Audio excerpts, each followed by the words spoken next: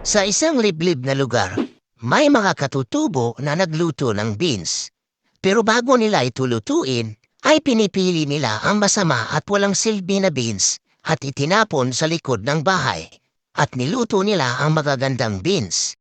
Pero noong umulan, ang mga pinagpilian at masamang beans ay naging binhi, tumubo at naging mayabong. Ang mga katutubong nagtapon sa mga beans ay siya ring nag-aani sa mga ito. Napagtanto nila na ang mga beans na itinapon nila ay may halaga. Kaya huwag kang mawala ng pag-asa kapag itinapon ka at tinanggihan ka ng mga tao. Huwag kang panghinaan ang loob kapag hindi nila nakikita ang iyong halaga. Huwag kang umiyak habang sila ay nanlalait sa iyo. Darating ang ulan at ang mga taong nagtapon at nanlait sa iyo ngayon ay magmamakahawa upang anihin ka bukas.